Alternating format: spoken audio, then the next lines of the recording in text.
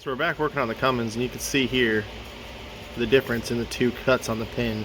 This cut right here goes a lot deeper and is a lot more aggressive than the factory one, which is just kind of tapered. I don't know how well this is going to show up. I'm trying to get it to focus, but my phone doesn't like focusing on stuff up close.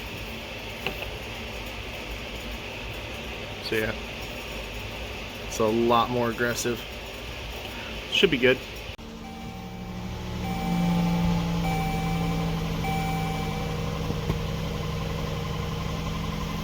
As you can hear, the 3.6 in this Dodge is pretty clattery.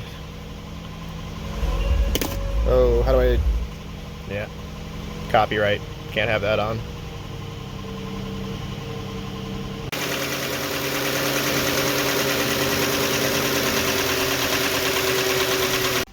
So this is really annoying. I've got the key for it. It just doesn't recognize it. It won't stop dinging at me that the key has left the vehicle. So we have a check engine light on. I went ahead and pulled the codes on it. That is an interesting set of codes to see.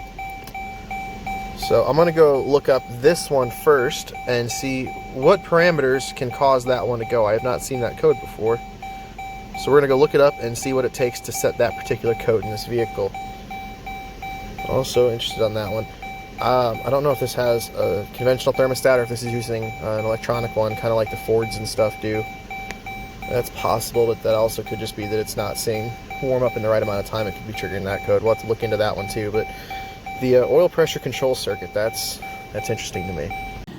Alright, so we're on the theory and operation here, which kind of tells you how the system is supposed to work. Now this is for that P06DD code. It says a dual stage oil pump and it's stuck low. It's a little bit different description than the snap-on scans will give me, but we can work with it. So I'll try to hold this here so you guys can pause it and read it if you like to. But the part of this that has me the most interested is right here. Maximum oil pressure is limited to 145 psi by the pressure relief valve. That's nuts. So I've got the engine apart on the journey here, and I thought you guys would like to see this. And you can clearly see right here, this thing is completely wiped a cam lobe off. That lifter looks like it's collapsed. We got tons of movement, because if I go over here and grab another one that's on the same cylinder, it's tight. These two are the same profile, so that one's good. This lifter is trashed. It's wiped out the camshaft in it. So I'm going to go ahead and probably pull a cam cap off and see how scored it is, and that'll probably be what's next. Alright, so we've done a little bit more looking in it here. So we've got a good score through that camshaft, and it drags a nail. The other ones, they're looking a little bit worn, but not terrible. There's a little bit of pitting I've seen, like in the center of this one, but it's not dragging a nail, but you can see it's kind of dragging a nail. So yeah, this one's destroyed. I pulled this cam cap. It's not too scored up, but if you look right here, that's all metal. So what the cost to go through this engine and build it, since we've had metal go through it, I'm not going to just slap it back together. It's either going to get a rebuild or we're going to put an engine in it, and seeing what it costs to rebuild one of these, it's probably just going to get an engine put in it. But if we've had metal flowing through the engine from this camshaft getting wiped out, I mean, if it was mine, I'd probably fix it, but as a shop, I have to warranty my work, and I'm not going to warranty something that still had metal flowing through the engine. It's going to have to come apart, get cleaned, and just completely go through it. It's the only way it's going to leave here with this engine in it, unless they just want to take it as is, which I'm going to put this thing back together so we can put it outside. We'll have to call the customer and see what he wants to do going forward, but we're not going to probably see this engine get fixed in this car. I mean, that's the noise we've been hearing as it runs. And there's not much left of that cam lobe, and it's sharp. Pretty good one, though. Got our first foiler end of the year for not wanting to start. Real easy way to get these to start.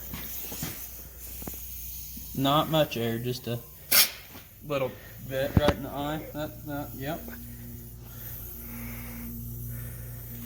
I'd say it's plugged. Yep.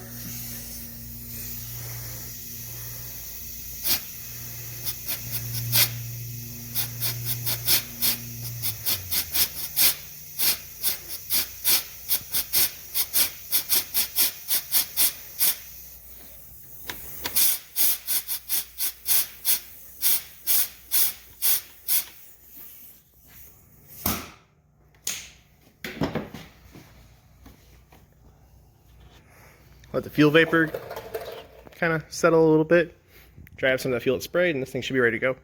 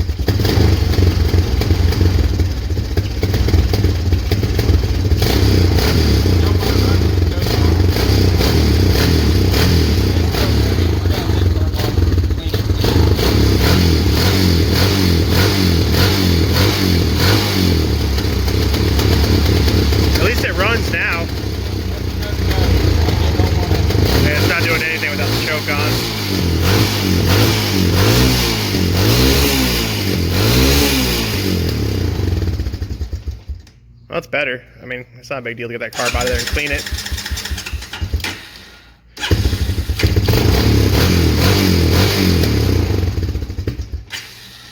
Runs now. Yeah, better than it was. Yay! Pull the carb off in the morning and get it cleaned out. Alright, we're going to get started on the wood chipper here. Chris grabbed his electrical diag bag, and I backed my truck up over here. So we can't even get this thing to crank yet, but we've noticed quite a few electrical problems with it, so we're going to try to work through as much of the electrical side as we can and see, once we get this thing wired right, if it'll start running. And then, if not, if it's at least cranking, then we're going to start checking fuel, spark, compression, all that stuff ourselves. Solenoid's not working. Okay. If you jump around it or with the key, it doesn't matter. And I think it's not getting a good ground to it, which would make sense. So I'm going to try to run a ground wire from that and ground it to the battery, so it's got a straight ground to the battery. It's getting enough battery juice where if I jump around the solenoid all the way, it will crank. So we're getting ground to the engine itself through the chassis, but I don't think we're getting a good ground through this cover that's not bolted on. So I'll run a ground from there over to here, and then hopefully that solenoid will start working. It should work like it should. Yep, let's try it. Still nothing. Still nothing. Well, damn. All right. Here's something that's weird though. If I touch it over here, and that's not getting constant power. Look, it's on the side that's going to the starter. Yeah. The side that I'm getting power from does nothing. I wonder what happens if I ground it. Nothing. Tell me that ain't weird. That is weird. Is the key on or off? It's off. The key's off, so we should have no power to... Now the key's on. We should only have power to that red wire if the key's off. The other three should be dead. No cranky unless you touch it right here. That's... Something is very not right, because that is the only place that gets power in this thing, is that right there. Yeah. I told you there's something fuckery going on. But the ground didn't help it either. It's still doing the same thing. I was hoping the ground was going to fix that, because it kind of acted like a bad ground. Alright, so I guess now the question is, where are those two wires on the side of that terminal going to? Which ones? The two that are coming off the right side, where you've got the... This one over here? No. On the end. Oh, is one of those coming from the end over there?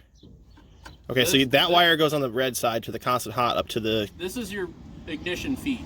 Yeah. It's supposed to go through the ammeter, but it rotted the wire off, so it's making the circuit now. But and then this one is your battery positive. And from over here, the green one and the tan one look like they're the same post. But if you even look over here, it says battery on this side, and it's stamped right here in the top of this. So this is your battery side, and then this side over here goes to your starter. But it doesn't work that way. It only works on this side, not the battery side. I think they got a snowplow solenoid or something. I don't know. They got something screwy going on. Yeah, this is weird. Or a glow plug relay. But it's not firing off of a ground like a glow plug relay. Yeah, it does. Okay. That's the problem then. So it only cranks off of a ground then. They got the wrong kind of solenoid. Okay, well now that we know that. Well, now that I know that, I can start it, but still it's not right. So we'll have to either put a relay in to convert it back over to how it should be, or I don't know. We'll figure it out later. That's a later problem. Now that it cranks, we can see if it'll run.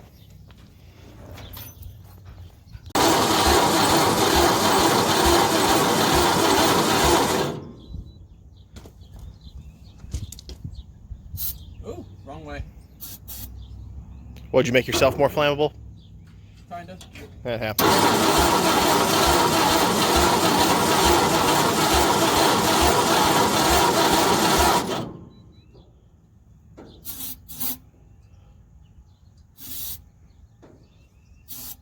Is that actually hooked to the carburetor still? Ish.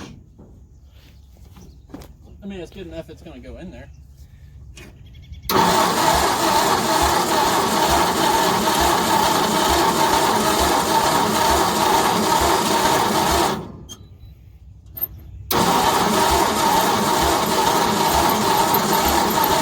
I don't know if they can see this on camera, but I'm seeing little clouds of dust and rust and just crap coming out of the exhaust every time it pops and tries to start.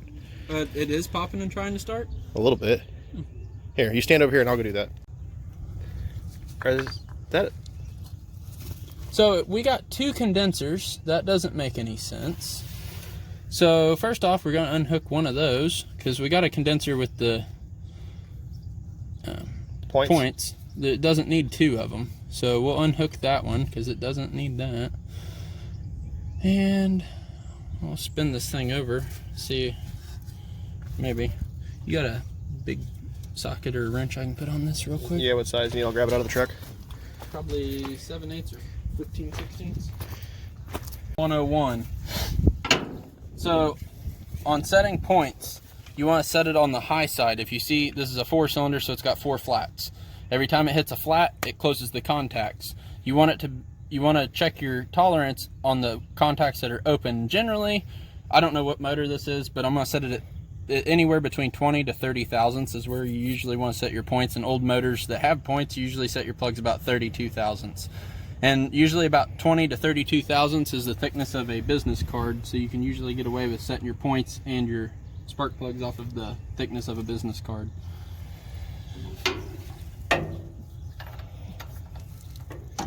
Probably better off going above that hose. Yeah, I would agree.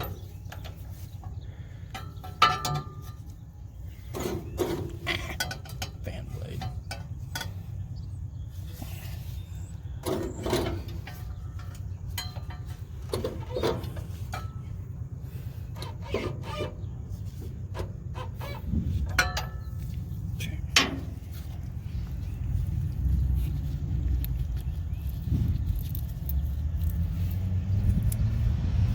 Here's 24 thousandths. We'll see where we're at here.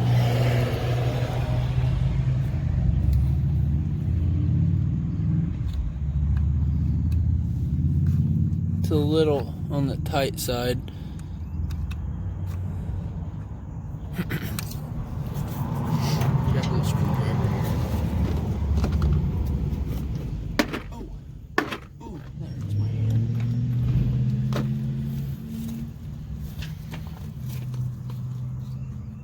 And then when you go to put this back together to double check yourself, you roll it back to the flat and make sure it closes the contact, because you can have it a little too far out. But to know if you got it too far or not, you just spin the motor back around to a flat and you can check your work. I think I'm gonna need a bigger screwdriver. Grab one out of the truck real quick.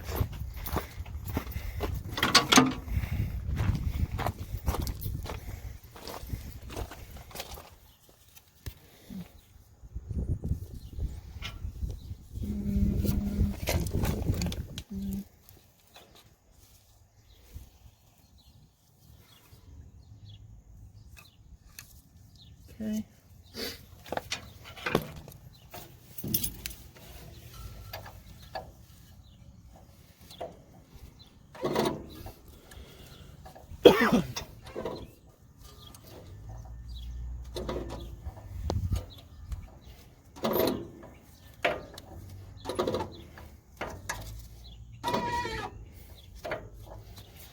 Now our points should start closing.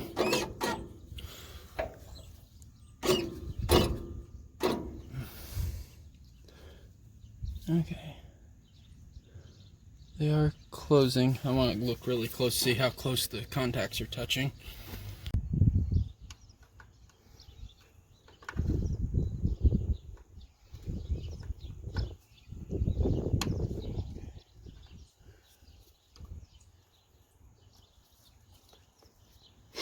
Hopefully this thing runs now. Ready? Yep.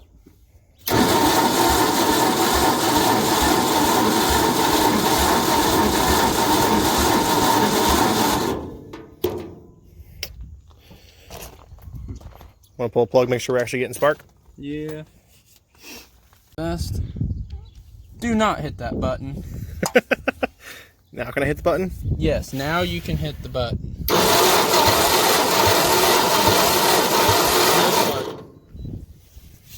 No L Sparky. So I could have hit the button and you'd have been fine. Why are we getting no El Sparko? The rotor is really loose in that distributor too. We noticed that when it was going back together. I feel like it's missing pieces. Well, considering we know who worked on it before, not naming any names, but not somebody I'd trust to change the oil on my lawnmower, there might actually be parts missing. Yeah. Yeah, it really wouldn't surprise me at the moment. Let's see. We'll try it down here, see if it gets better ground. Do you have the key on, is the next question. You know?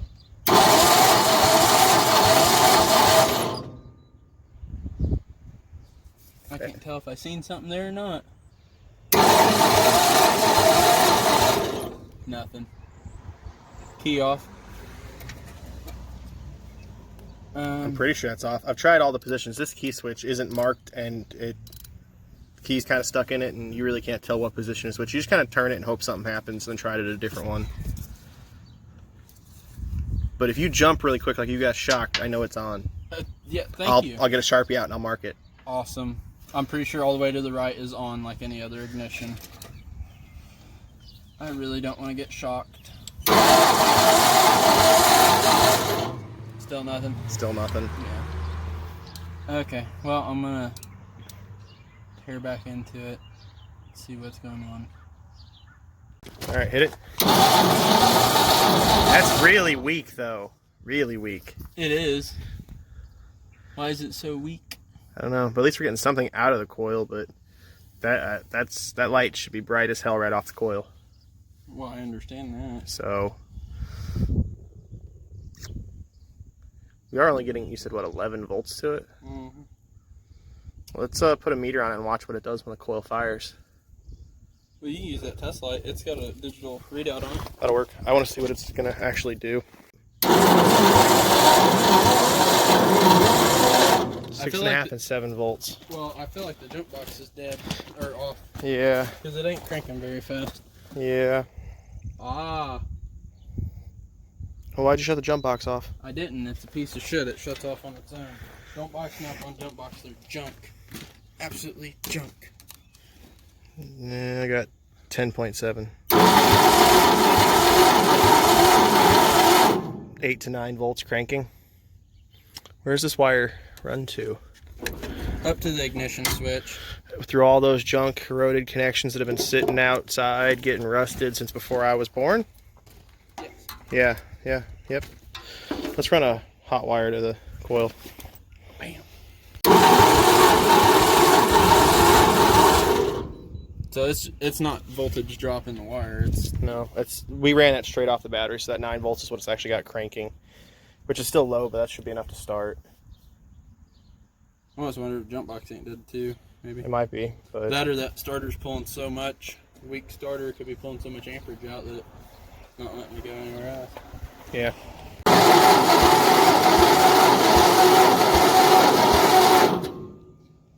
Okay, that's that side. Okay.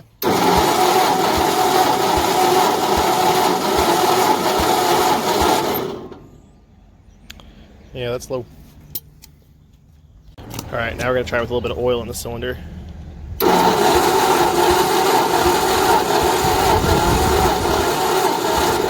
Picked up 20 pounds with about a half-second squirt of WD-40 in there. And it's low, but it also, who knows how long it's not ran.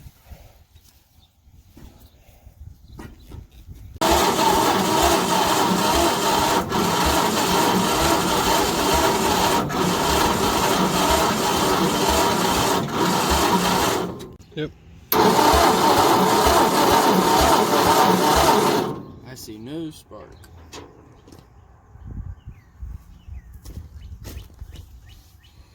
So our weak spark goes to no spark after it goes through the distributor? Mm-hmm.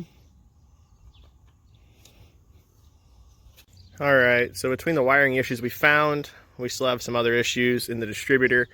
It really is going to need a new distributor put in it. Could use a new coil. And we have low compression. There's a mechanical problem.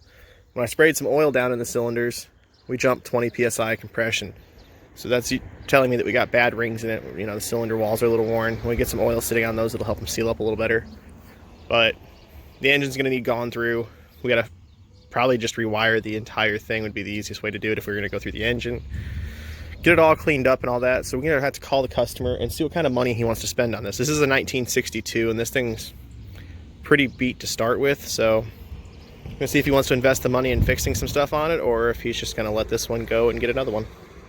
Alright, so I've got a mini bike here up on the stand. I had to blow the jet out and clean it. Now, I've also noticed that the fuel shutoff valve up here isn't working, but the needle and seat is. When I hold it up, it's not, so that's good. I cleaned out the bowl. There was some sediment and stuff in it, so I'm going to go ahead and get this put back together and we'll see if this thing will start up and run. That was pretty nice. Get up on the workbench, makes it a lot easier to work on it.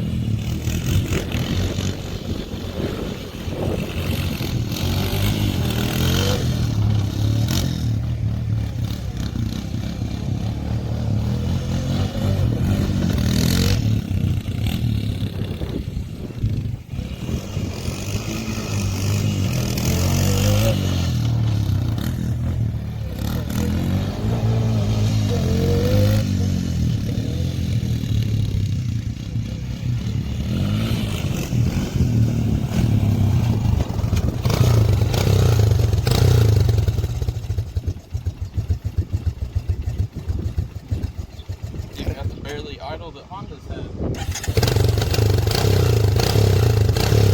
think if you try to gas, it'll do a lot better, but it still bogs out when you try to like do a wheelie. At least it runs now, though. Yeah, fresh gas will fix that.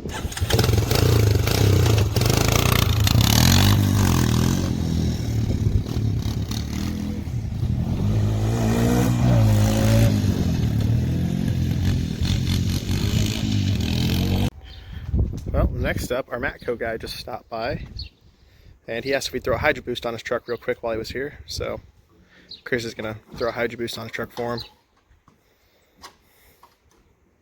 Well, we got the second part of the brakes apart on this Dodge.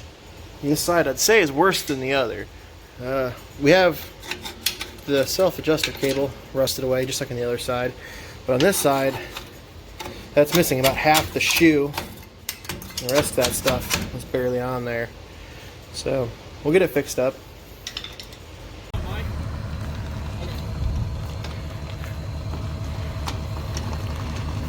Got the Hydro Boost all swapped out, so now he's going to be good to take off.